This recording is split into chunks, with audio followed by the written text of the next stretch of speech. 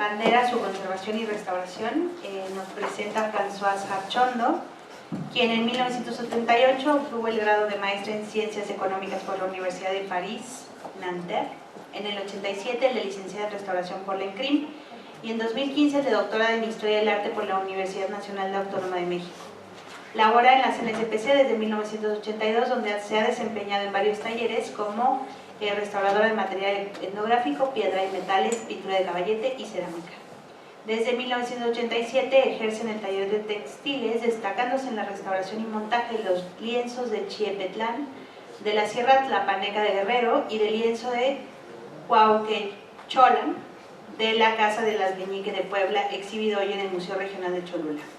En 1995 elaboró para el Museo Nacional de Historia del Castillo de Chapultepec la Guía de Detección de Deterioros para la Conservación Preventiva y Sistema de Prioridades de Intervención en Museos, un ejemplo con los materiales textiles del Museo Nacional de Historia. Asimismo, diseñó y efectuó la restauración, conservación y montaje de una colección de objetos textiles y cestería de contexto funerario procedentes de la Cueva de la Candelaria en Coahuila.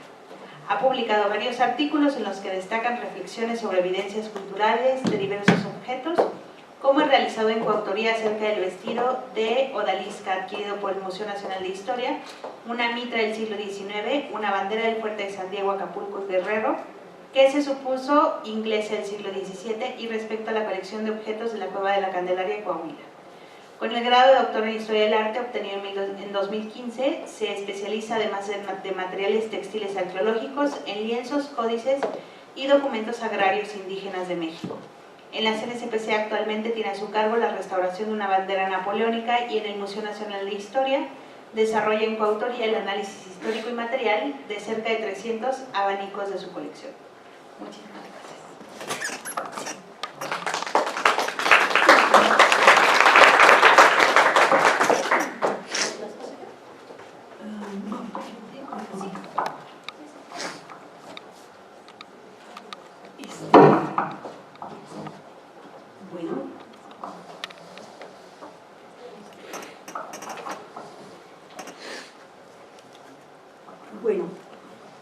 Después de esta plática, pasemos ahora a la materialidad, o sea,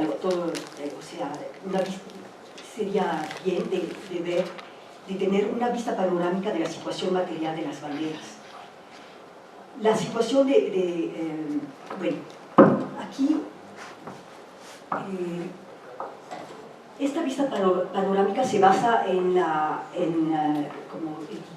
como se ha dicho, en la guía de detección de deterioros, donde hago un recuento a partir de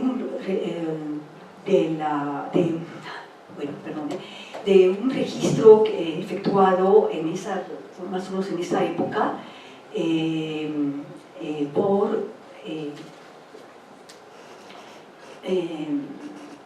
bueno, es un registro de todo de colecciones, de museos, y que va pieza por pieza, de manera que yo pude disponer en ese momento toda una serie de, bueno, lo que el Museo Nacional de Historia contenía en cuanto a textiles, y pude efectuar algo a nivel un poco estadístico para ver, bueno, de qué se trata, qué es lo que se tiene a momento dado en exhibición, en depósito, en fin, y en qué estado se encuentra, para tener esa evaluación de deterioros y de estados de conservación, pues en general, de los objetos en sí.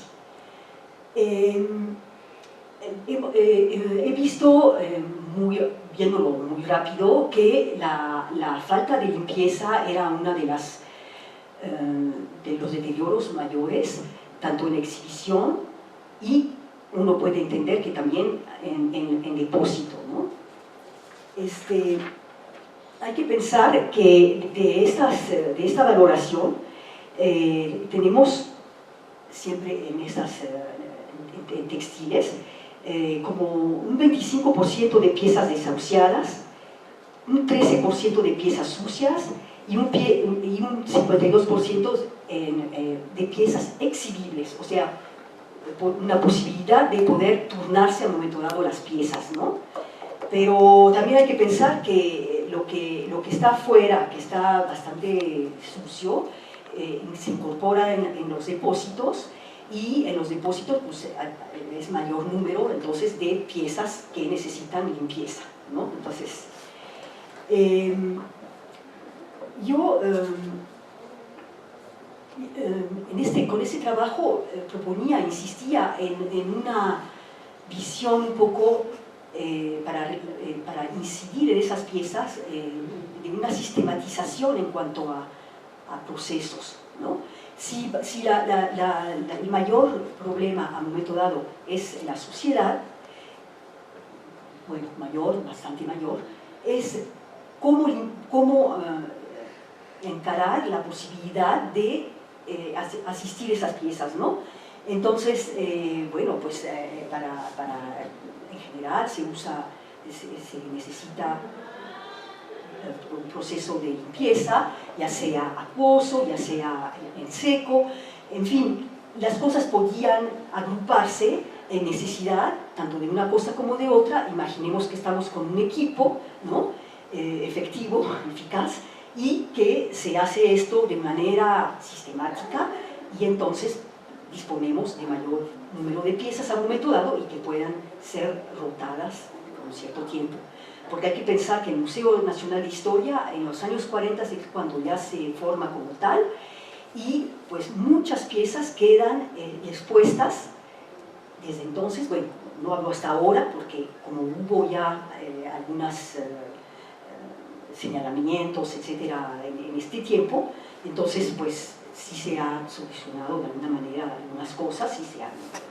Entonces hay que pensar que les gusta una treintena de años, 40 años a veces, las cosas expuestas, y tal cual quedarse así. De manera que con este tipo de trabajo, a ver, voy a poner la siguiente, vemos aquí cómo el acervo, donde están las banderas justamente también, tienen un número muy pequeño en cuanto a su exhibición, y se imaginarán todo lo que puede tener una sala de depósito a un momento dado, ¿no? Ese trabajo también se hizo mucho para poder proponer proponer medidas para seguir en una sala de depósito, siempre en lo más sencillo. Yo siempre apuesto a lo más sencillo. No detesto estar ahí en cosas muy acá, que necesitan mucho dinero, porque hay muchas cosas que son sencillas y que son parte del sentido común. Y creo que me aboqué mucho a este aspecto en todo ese trabajo. Ahora, quería decir que esa sistematización en la cual insistía yo, porque no solamente es un proceso, pero también puede ser de otros, pero que depende de cierto equipo y de una formación y de una experiencia y un quehacer. Pero bueno, yo esto lo he detectado como problema número uno en esta historia de procesos de limpieza, por ejemplo, en los textiles expuestos del Museo Nacional de Historia. Pero todavía hoy día se trabaja muy aisladamente, si bien por áreas, lo cual es normal, pero compartimentados hasta en un mismo taller. Bueno, es algo, a mí me parece increíble, pero bueno, lo dejo a su criterio. Yo creo que es una situación que muestra muchas carencias que no se justifican si tomamos en cuenta los medios con los que contamos, muchas veces admirado por europeos que han hecho una estadía aquí, ¿no? Eso porque me lo han dicho, ¿no? Entonces, pues, como que creo que no ponemos todo en marcha, ¿no? Finalmente, pero bueno, todo esto a reservas de lo que ustedes puedan pensar. Entonces, siempre a partir de ese trabajo, por ejemplo, en museos, ¿no? Que de allí salen muchas cosas para restaurar aquí en la coordinación, que insisto, es un centro rector, debiera de ser rector, y tiene todas para hacerlo, pero bueno, todavía falta que sea así. Un cuestionario básico para un diagnóstico global del estado de conservación de un acervo considerado en un museo sería el siguiente: preguntar al curador que tiene una colección a su custodia, bueno, a su resguardo, hacer estas preguntas que son, yo creo que bastante sencillas y que te puede dar ese panorama. ¿Ha sido realizado el inventario de todo el acervo de su curaduría? ¿Qué porcentaje en relación al total de su acervo está en exhibición y en depósito? ¿Qué porcentaje del total de su acervo estima usted que está deteriorado al grado de no poder exhibirse? ¿Qué porcentaje de su acervo ha sido intervenido para su conservación y restauración? Entonces ahí se establece toda una serie de números y de posibilidad de entender qué se puede hacer a un momento dado, ¿no? En el castillo de Chapultepec, o Museo Nacional de Historia, pues a partir de ahí sí ha habido, no digo que por mí, pero a lo mejor otras observaciones, allí ha habido cambios en el mobiliario, que había fungido desde los años 1940. Sí se ha hecho rotación de piezas, por ejemplo, se había tomado en cuenta, pero gran problema, porque, y bueno, esa rotación de piezas también estaba fomentado por un cambio en la museografía también, a un momento dado. Todos sabemos cuál es el primero o el segundo como razón de ser, pero el cambio en la museografía implicaba el levantamiento de banderas, ahora hablando de banderas que se deshacían y deshicieron en ese movimiento. Es una cosa increíble porque está ahí, lo ve uno durante años y años y años, pero al momento dado, si hay que moverlas, se hacen añicos, ¿no? Entonces, el resultado, el número de banderas que se puede ver actualmente es inferior al de antes. El museo, bueno, igual tiene su razón de ser también, ¿no? No es obligado de atiborrar de banderas, no sé, pero a mí se me hace interesante porque justamente lo que consideraba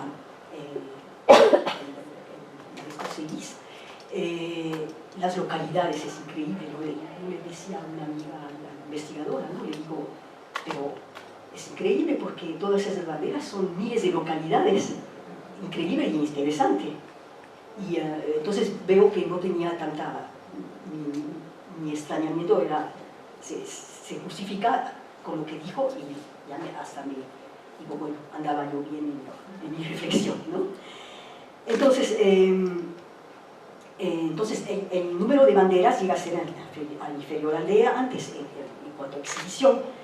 El Museo Nacional de Historia, la sala de banderas está sustituida incluso ahora por la sala de batallas, o sea, ya no se llama de banderas, se llama de batallas, presidida siempre por la bandera de San Blas, que recibe honores periódicamente. El batallón de San Blas, creado en 1823, acudió a acciones bélicas en la intervención estadounidense de 1847-48. Una de ellas, la batalla de Chapultepec, en la que perecieron la mayoría de sus 400 hombres, incluido su heroico jefe. Es el emblema oficial del castillo de Chapultepec desde su habilitación como museo, más o menos en 1947. Decolorada, apenas se distinguen los colores. Pero ahí, en esta bandera de San Blas, un poco también lo que ha tocado el maestro, vienen inversos los colores, rojo, blanco, verde. Está muy decolorado, pero es lo que es. Como varias banderas de esos años, poco después del pronunciamiento del Plan Iguala en 1821, o plan de las tres garantías, claro, el 24 de febrero, lo que ha dicho él, en que se determinan los colores de la bandera imperial, o sea, por Rovira primero, 1822-1823, más o menos, el Libertador, llamado, o sea, se llegó a ser llamado el Libertador por la independencia, ¿no? o sea, exactamente la aspiración a una monarquía independiente. El rojo, la unión de los mexicanos y españoles, el blanco, religión, y el verde, la independencia. Como que eso era lo que... Pero reúne lo que decía también el maestro. Entonces tenemos esta problemática de colores, como que explicaba, y lo vemos en la bandera de San Blas, ¿no? Que empieza por rojo y termina por verde. Pero tenía esa connotación más que las que decían esperanza, etc. El rojo es la unión de los mexicanos y los españoles, el blanco la religión y el verde la independencia. La rotación de piezas no siempre se acompaña del correspondiente cambio de las cédulas. Además, esa es otra problemática, porque entonces pues, ponen una pieza en vez de la que, sustituyendo la que estaba antes, pero las cédulas se quedan igual porque, bueno, no hay dinero para cambiarlas o implica muchas cosas, porque a veces son cédulas que tienen como 5 o 6 objetos y entonces hay que recomenzar y integrar una nueva o dos nuevas, no sé, ¿no? Ahora, en cuanto a... Bueno, ahora hice también, como hizo el maestro, una vuelta al Museo de las Intervenciones, porque para ver, bueno, pues finalmente cuántas banderas, cómo están, etcétera, ¿no? Bueno, la mayoría, yo creo que se formó el museo en 1981, sí, por préstamos de piezas del Museo Nacional de Historia, muchas piezas, ¿no? La mayoría que vemos allí son del año 1860, de los años 1862-67, durante el Segundo Imperio, francés, o sea, es el periodo de este imperio, que fue Maximiliano de Habsburgo, mandado por Napoleón III. Se esperaría que en el Museo de las Intervenciones vendría también en la época de la intervención misma, donde hubo la batalla aquí misma, que fue anterior, porque fue con los estadounidenses, ¿no? General Naya, etc., ¿no? Pero bueno, pues es lo que recibe con el préstamo y algo es algo, ¿no? Entonces, bueno, vemos en mi recorrido que, pues, que muchas banderas, bueno, lo que me ha llamado la atención aquí y que puede ser interesante es la intervención de las banderas, ¿no? Cómo están intervenidas. Hay intervenciones, pues, como antiguitas de lo que se disponía antes, porque la crepelina, por ejemplo, no se dispuso desde un principio, sino que se disponía de organdí o organza, de seda, y a veces son mallas, como mallas, o sea, pero también muy interesante porque de todos modos pues las banderas están rescatadas, ¿no? Y también se observa que están bien expuestas, o sea, con el ángulo necesario que se recomienda para ellas, y también porque se ve, yo creo que es también por la presencia de la escuela, que no está lejos y que de por sí ha restaurado bastantes piezas ahí, ¿no? Piezas textiles. También se observa cómo pero no nomás por ir al Museo de las Intervenciones, ahí sí ya es por experiencia en el taller de textiles, cómo el color blanco de estas sedas, con que se hacen muchas banderas, porque otras son de otros materiales, se deteriora, pero está muy deteriorado. Le sigue el rojo, o a veces el rojo le hace la par, pero generalmente es el blanco, luego el rojo y luego el verde.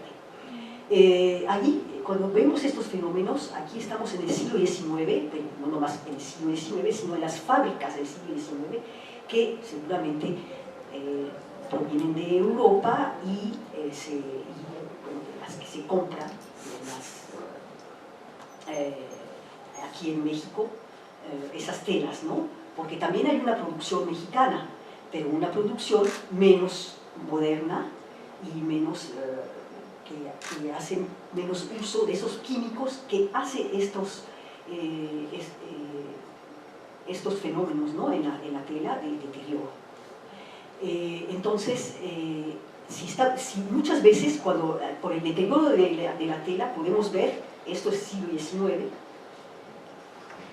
quizás ya sale procedencia de afuera, pero eso es de menos, pero también si las telas no tienen ese deterioro, estamos todavía con una seda que fue producida en el siglo XVIII, ¿no? XVIII o XIX al principio, bueno, en los países donde todavía no se recibe tanta tecnología nueva, ¿no? que arruinan, sobre todo ahora yo creo que ya no tienen ese problema, ¿no? Pero evidentemente en ese momento la utilización de químicos, etcétera, pues se hace sin tener la experiencia de la duración de las cosas, ¿no? Todavía, ¿no? Entonces, eso es muy importante. Y bueno, aquí por ejemplo vemos una intervención, no sé si se alcanza a ver aquí, pero ya abrieron una puerta, entonces se ve menos, no sé si se puede cerrar. Vemos una intervención de costura en zigzag, manual, no van a creer que es un zigzag que se hace con una máquina, sino que todo es manual. Y bueno, la verdad, ahí está la bandera, ¿no? Finalmente. Claro que el soporte teñido, ¿no? Y con un recubrimiento transparente, que aquí todavía creo que no era la criteria.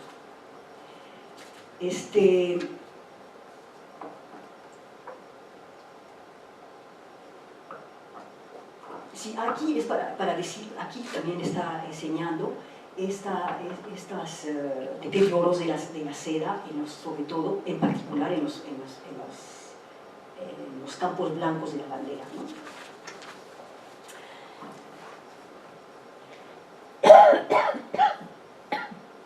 Costura manual en zigzag, otra vez, aquí organdí, malla de organdí, soporte auxiliar teniendo el color entre los cuales queda presa la pieza, que después pues, son los criterios que seguimos ahora.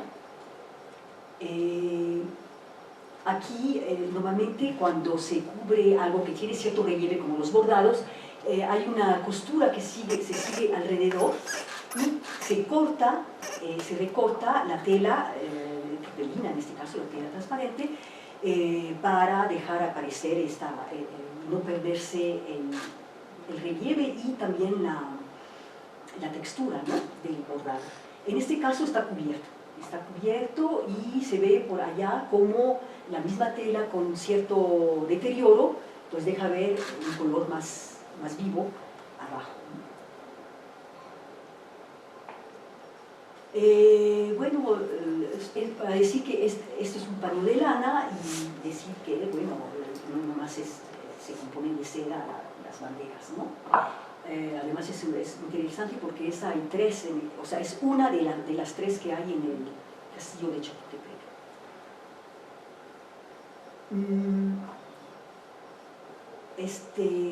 La bandera, bueno, esta es una bandera de las tres villas, que también ya muy diferente de las que, como tenemos una en el taller, que como fue un ejército formado y desformado según los momentos, porque unos ya son veteranos, etc.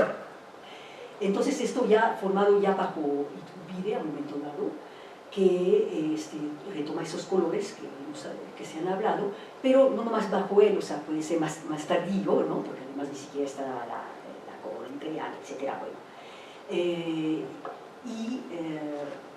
Mientras que la bandera de tres villas, las primeras eran como buenas banderas realistas, pues con la cruz de Borgoña roja, ¿no? Y como lo que Allende al momento dado ha tenido bajo él, lo que nos enseñó el maestro. Entonces,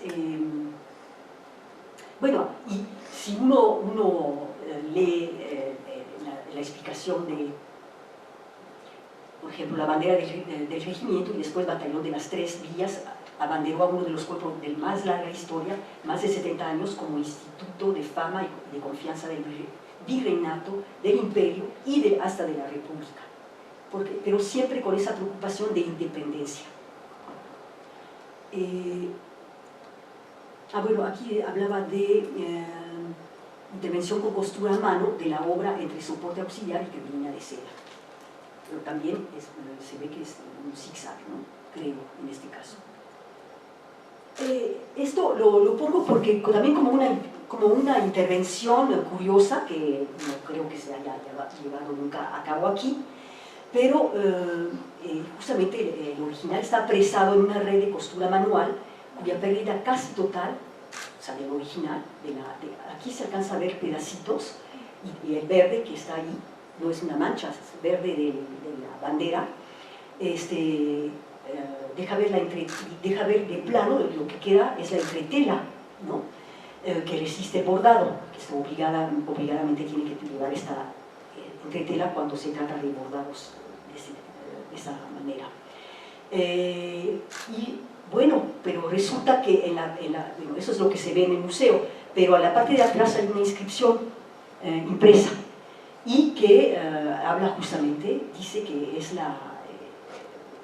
el guión mexicano preservado, porque esa pieza fue devuelta por los Estados Unidos.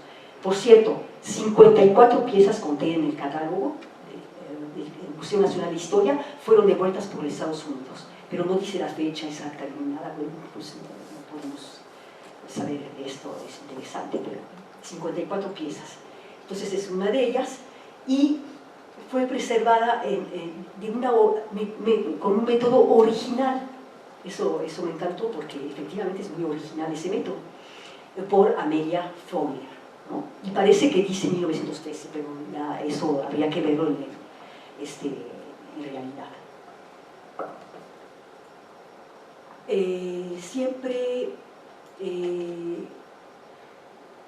Bueno, aquí hay intervención de costura, pero no en todas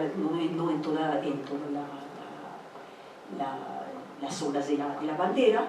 Sin embargo, pues hace falta que esto esté sujetado de manera más uniforme, ¿no? Porque vemos que de todas maneras hay pérdidas, pero bueno, ahí está la bandera, siempre digo, aquí está la bandera, ¿no? Aquí se ve como hay una costura alrededor de las letras, para también fijar bien la tela de protección. Esto es otro de las cosas devueltas por Estados Unidos, y esta curiosa manera de consolidar con un punto de costura rara, ¿no? Aquí también en los museos a veces hay esa problemática de las réplicas. Esta es una réplica pintada, y me extrañó porque digo, bueno, ¿por qué el rey de los franceses, el 27º regimiento de línea? Bueno, pues pensé entonces que podría dedicarse al rey Luis Felipe, puesto que Napoleón III pues, es emperador y Napoleón I, entonces en el Inter sería esto. Pero ¿de dónde lo tomaron? ¿Por qué la hicieron? En la cédula no dice absolutamente nada. Misterio, pero está esta cosa curiosa. Y que el azul se volvió morado, ¿no? Ahora, voy a abocarme en las soluciones al momento dado, o sea, cómo piezas en un estado de deterioro muy pronunciado, pues cómo fueron atendidas y aumentaron el acervo al momento dado exhibible de algún museo, ¿no? Aquí, bueno, restaurada entre dos crepelinas tenidas al color, me gusta ponerle el resultado porque pues ya es algo que es manejable y consolidado de alguna manera, ¿no? Cuando digo consolidado, no nomás se consolida con materiales, sino con materiales, con soluciones, sino también con costura, ¿no? Aquí se escogió la transparencia, tanto de un lado como del otro. Generalmente es un soporte de tela delgada, de batista, a veces popelina, depende del espesor del original, y entonces se reintegra completamente el color, pero aquí, bueno, tenemos se escogió este criterio, y también bastante válido porque la bandera es manejable. Aquí, por ejemplo, a veces también hay, no sé si se alcanza a ver, hay yo tengo esto, pero no se me olvida, hay intervenciones anteriores que finalmente no obligadamente se tienen que eliminar. Además, esta está muy densa, muy cosida, muy apretado, entonces pues sería arruinar el original, y aquí se mantuvo y se consolidó, o sea, con costura, entre la cremina y un soporte auxiliar, y con éxito. Eso es para ver un poquito como el estado en que pueden estar, y bueno, pueden llegar, y cómo se restauran. Aquí también, vean un poquito, bueno, a mí me impresiona siempre. Y aquí también, aquí había una costura, bueno, que no sirvió de gran cosa en este caso porque bueno, las condiciones en que estuvo expuesta la bandera, pues resulta que pues, fueron muy carentes, y entonces al momento de su intervención hay que eliminar, ahí sí, las costuras que detenían pues ya finalmente un resto de seda, y tenemos este resultado. También, bueno, cuando uno recibe por primera vez este tipo de piezas, lo que es interesante es la separación y de sus partes para poder ser tratada óptimamente. No siempre puede haber esta operación, pero cuando se puede, perfecto, porque se puede limpiar de manera separada y empezar a consolidar pieza, o sea, parte por parte, y luego unirse. Y con estos resultados, pues bastante buenos, ¿no? Por ejemplo, otra manera de recibir, bueno, cómo puede llegar una pieza, y esto no puse el fin del proceso porque se imaginarán cómo queda muy bien, pero pongo esta foto para decir que ya se vuelve una pieza manipulable, ¿no?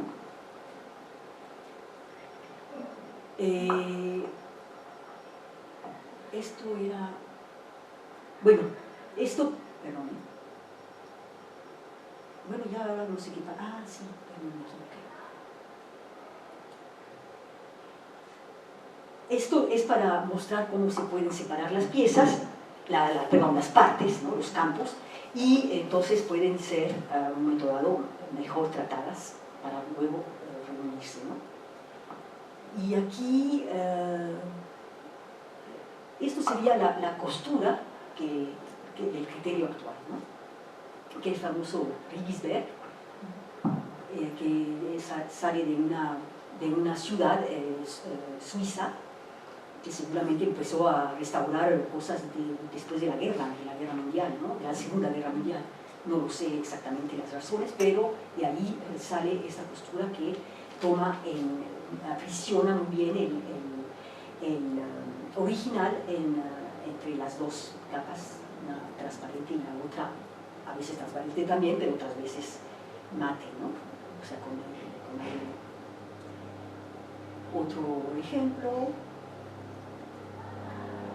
El soporte auxiliar y la crepelina están mantenidos juntos por adhesión con un polímero termoadherible. El recurso a estos polímeros es bastante, no es tan numeroso, bueno, no se hace tantas veces, y bueno, a veces tienen buen resultado, depende de lo que uno quiera buscar también al momento dado, pero también se trata de evitar, en piezas muy grandes, porque también es riesgo, ¿no? Porque una cosa es recurrir a ello en algo no muy grande, y una cosa es en algo grande, pues se multiplican los riesgos de abombamientos, de desprendimiento entre una capa y otra, etcétera, y además la pérdida de la textura, ¿no? En sí, y pues sí, la tesitura, la textura, ¿no? Entonces, pues, a veces es loable, pero no es obligado y no. Lo que quiero mostrar con eso es cómo en un momento dado pueden hasta estar tremendamente manchadas y cómo pueden ser entregadas menos dramáticas, con las cosas menos dramáticas, sus deterioros más uniformes, más que permiten leer mejor la pieza, ¿no?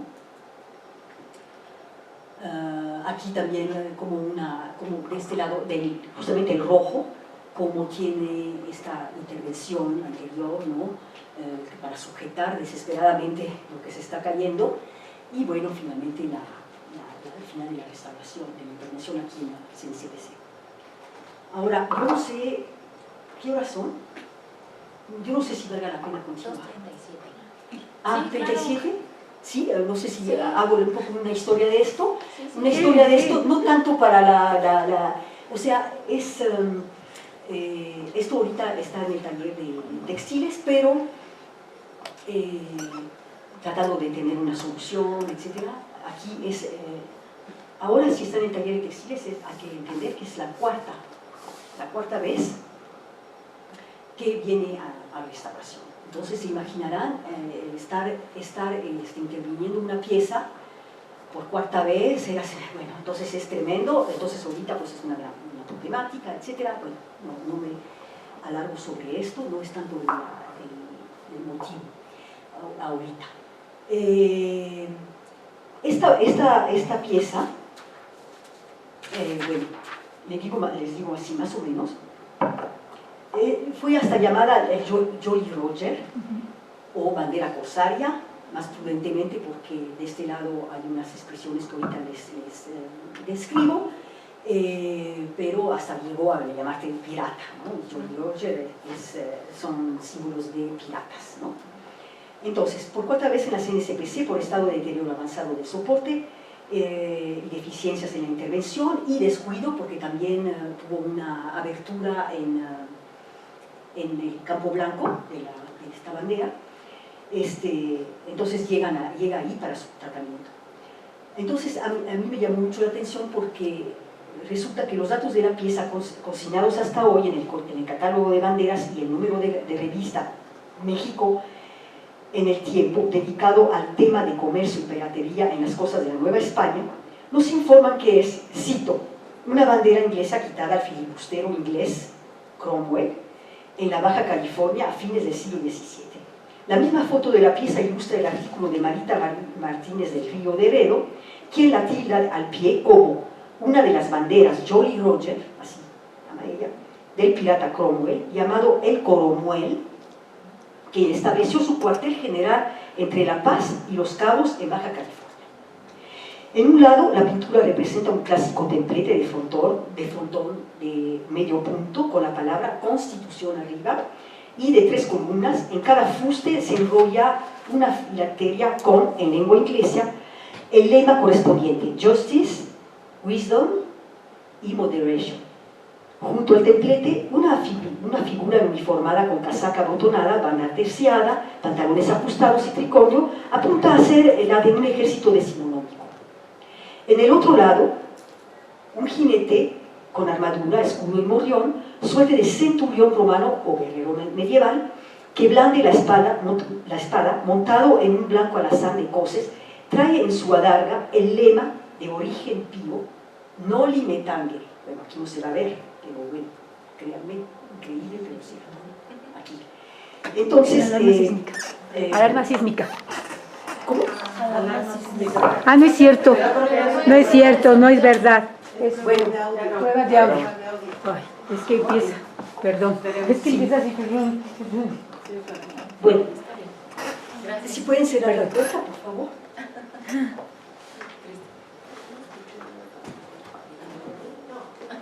Gracias. Entonces, con el lema de origen pío noli me tangere, aquí dice, no me toques, ¿qué quiere decir eso? No me toques, le dijo Jesús, regresado de los muertos a Magdalena. En la esquina derecha de esta misma cara aparece la firma del autor que lo pintó, C.L. Smith Pinks, o sea, Pinksito. El deterioro de la tela sobre la que se pintó presenta la característica típica de las telas de seda producidas industrialmente durante el siglo XIX. Entonces, bueno, estamos ante contradicciones temporales, fantasías piratas, términos mezclados, y lo cual exigía la búsqueda de, o sea, hay tres puntos sobre todo, ¿no? Bueno, la expresión Jolly Roger, ¿qué es esto? 2, Cromwell o Cromwell como pirata. Flota, como flota de España interferida, porque era el pirata que supuestamente interfería a la flota de España en sus territorios caribeños por las del comercio y misiones políticas inglesas a causa de este desarrollo en los siglos XVII y XVIII. Y luego también ver Noli Tangere, bueno, ¿qué implica? ¿En qué otro ámbito pudo utilizarse la expresión? La bandera, bueno, yo hago hincapié en esto porque también me olvidé decir que es una manera también de conservar, el precisar la situación, el entorno de una pieza que a un momento dado está sujeta a fantasías completas, ¿no? Bueno, entonces, el punto número 1, podemos decir que más o menos, ¿no? La bandera negra marcada de una calavera y tibias cruzados de los piratas del Caribe, que para fines del siglo XVII llegó a identificar a más de uno. El Jolly Rouge, Red Jack, bandera más temida que la negra. La voz inglesa Jolly Roger por Old Roger, así llamado el diablo, también hay ese aspecto. En francés el contenido de la bandera, también está el Jolly Roger, la connotación francesa, como bonito Roger, ¿no? O sea, bonito diablo, qué sé yo. Se mezclan ahí las cosas, pero van hacia piratas, ¿no? El contenido de la bandera, justicia. Entonces, si esto tiene ese significado pirata, el contenido de la bandera, justicia, sabiduría, moderación, constitución, y la referencia pía, Noli Tangere, está lejos de remitir a piratas, ¿no? Hay una contradicción. Entonces, también el geógrafo historiador Peter Gerhardt, Piratas on the West Coast of New Spain, pero bueno, aquí tenemos libros de él, que son geografía histórica de Nueva España, de la frontera norte. Bueno, es una persona muy importante en cuanto para estudiar documentos, etc., ¿no? Bueno, ningún pirata Cromwell ni nave de ese nombre son mencionados en ese trabajo. Entonces hay una confusión entre el renombrado parlamentario inglés Oliver Cromwell y el Cromwell, un viento favorable para la navegación de vela en la misma zona que hubiese surcado el filibustero en el mar de Cortés. Es lo que encuentra uno buscando. Luego, 3. El mote Noli Tangere del Nuevo Testamento fue un tema muy socorrido en la pintura moderna, desde el Renacimiento temprano hasta el siglo XIX. Sin embargo, un autor filipino, José de Rizal, de las obras... sin embargo, encontramos en José de Rizal, un autor filipino, en sus obras Noli Tangere y el filibusterismo, respectivamente en 1887 y 1891. Es increíble, nunca hubiera pensado que hubiera encontrado esto, pero sí se encontró. Y resulta que es un personaje, o sea, estamos finales del 19, es un opositor a la dominación española y fue fusilado en 1896 por sus mismas obras. Entonces aquí hay algo reivindicativo, ¿no? El primer título se hizo lema entre los constitucionalistas de Manila. Luego también está lo de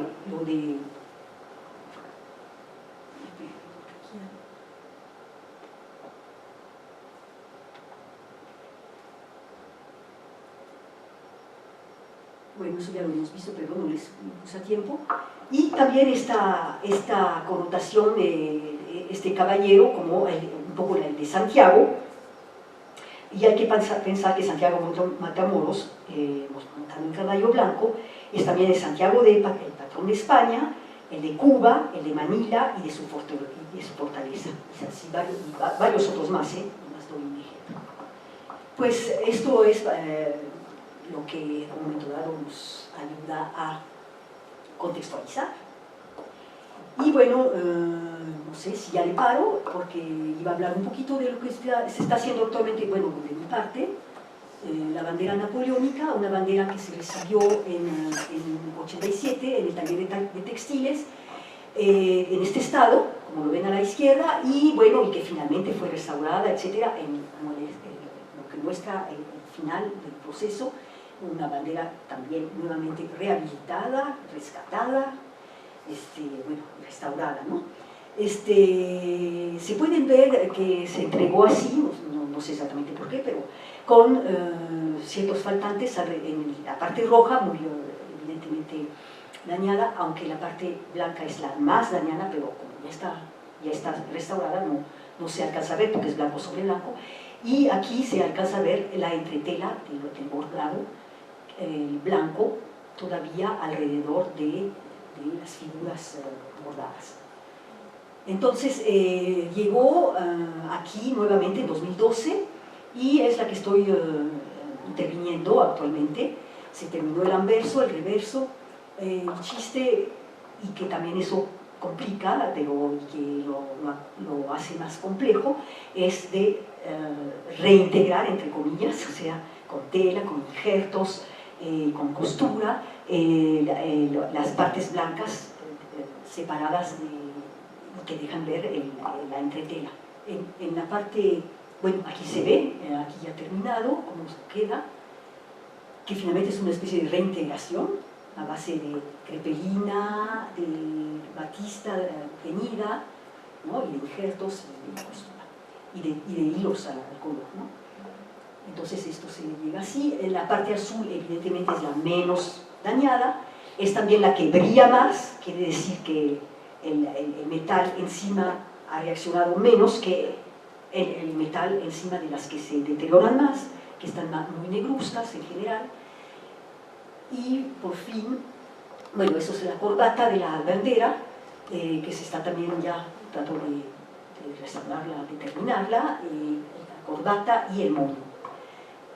También es importante que, bueno, estoy llevando a cabo con el licenciado de Ciencias Químicas Ángel García Bajo un texto, bueno, que sería como algo como un libro, caracterización de las aplicaciones doradas en una bandera napoleónica, tipología, alineación, trazabilidad, que son las partidas de producción y deterioros.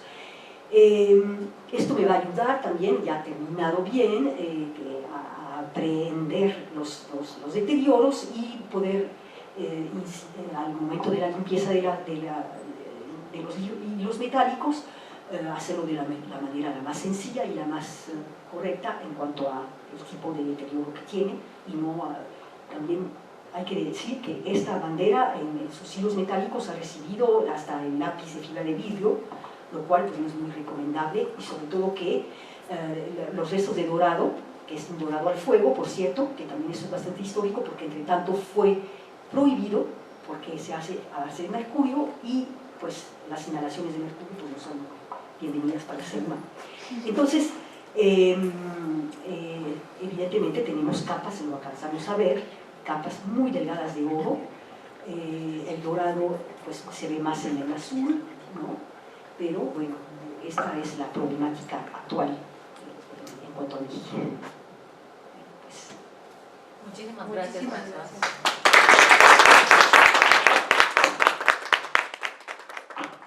¿Alguien que tenga una pregunta o algún comentario?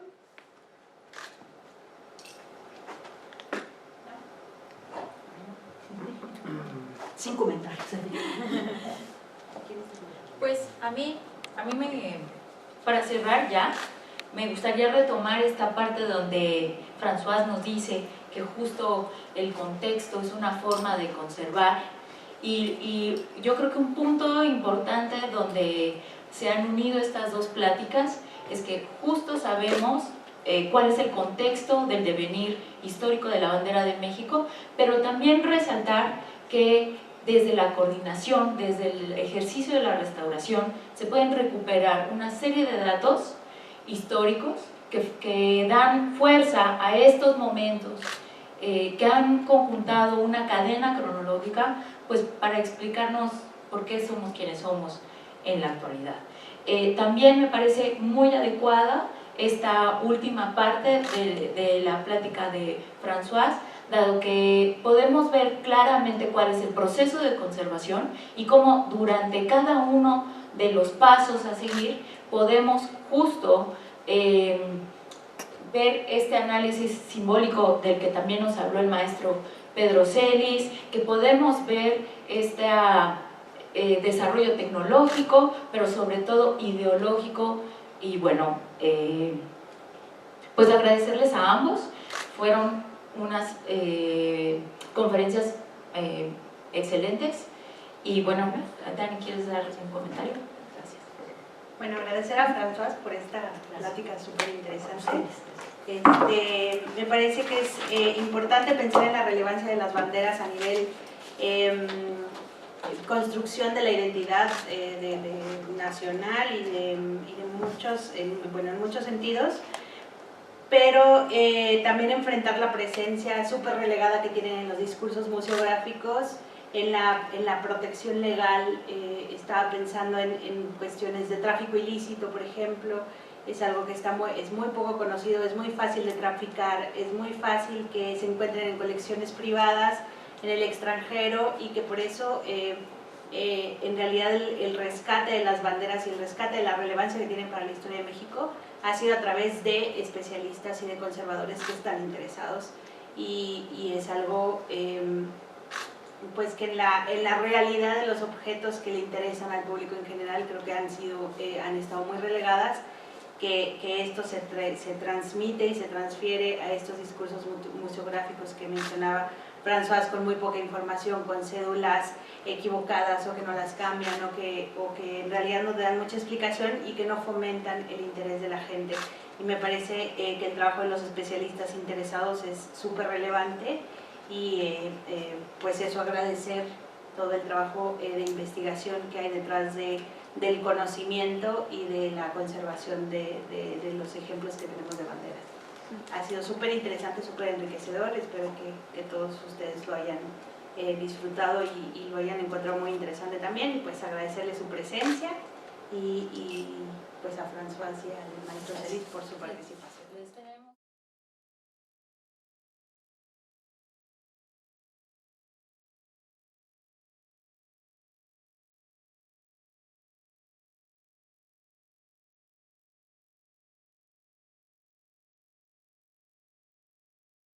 Instituto Nacional de Antropología e Historia. Secretaría de Cultura. Gobierno de México.